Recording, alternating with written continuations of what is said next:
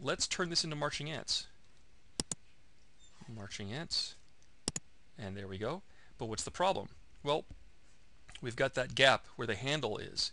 We need to consider that. And we haven't really talked about polarity all that much, but we'll get going on that in a moment. So I'm going to deselect these marching ants, go back to my work path. In fact, I'm going to rename my work path something clever like Blender. There, it's the Blender now. Okay, and I'm going to go turn off that white layer that we added. Okay, back to paths. The Blender layer is ready to go. Now, the last time that I used the pen tool, I did just plain vanilla clicks so that I got straight angles. Now for this section here, I'm going to click and drag angles this time, and you really only need 3 anchor points for this.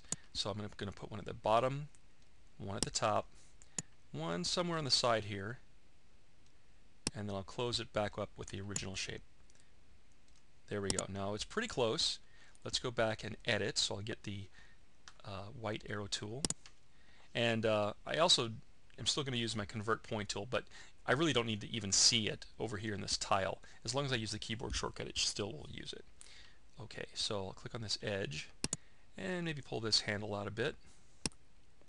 Gotta be careful with where this handle goes. I have to pull this down a little bit more. You can hear my dog in the background wanting some attention.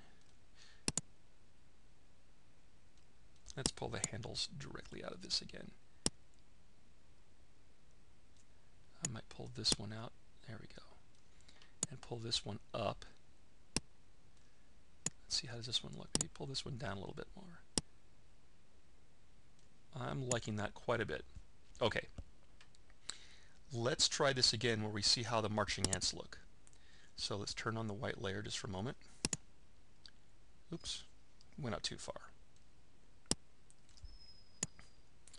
Alright, now when we go back to our paths panel, this is why we want to deselect all this stuff, because if I hit marching ants now, it's only going to put marching ants on the inside path right there. That's not what we want, actually. So let's deselect all that jazz. But when I click on the path layer again, I see everything, and when I hit the marching ant button, well, it gives me marching ants, but it didn't give me the handle. Well, why not? Because of that polarity thing we were talking about a few videos ago, when we were able to add and subtract paths from our layers. So let's go back and take a look at this. Blender. We'll go get the, in this case, let's go work with the black arrow, which is the the path selection tool. Why isn't it coming up? Come on, Wiki. There we go. Path select tool. So that's the black one. And let's click on the outside shape. Now this one is set to add to shape area, meaning it's got the plus sign at the end of that tooltip there. Okay. Now if we go to the next one, subtract from shape area.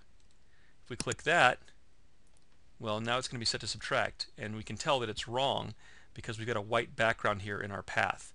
This really should be gray with a white blender, so that's backwards.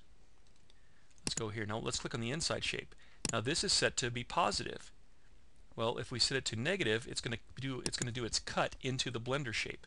So let's test it out now. We'll go over here to Blender, set it to marching ants, and there we go. Now you can actually see the shape inside because it's negative. Okay, and if you want to test this out for certain, you could hit Q, which does the quick mask. Now my quick mask is set to blue right now. So that's looking pretty good. Let's go turn off the white layer so we can see how it looks against the blender itself. And there you go. That's a pretty nice thing. We could probably get a little bit tighter on these corner points perhaps. But overall, I'm very happy with this. And let's go take a look at the entire scene here outside of quick mask. Okay, so your homework is to create paths on all of these objects and cut holes where you need them and subtract, like on the iron and this little grinder over here. Don't forget to get the chef. He needs to have his own thing. And a couple of other distinctions. Do you want to leave that off? Yeah.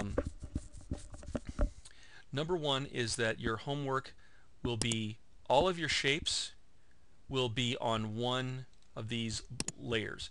And by the way, let me talk about something here for a minute. When we're talking about paths, I've mentioned this in class, but I'll mention it again. these individual things, technically speaking, they are called subpaths.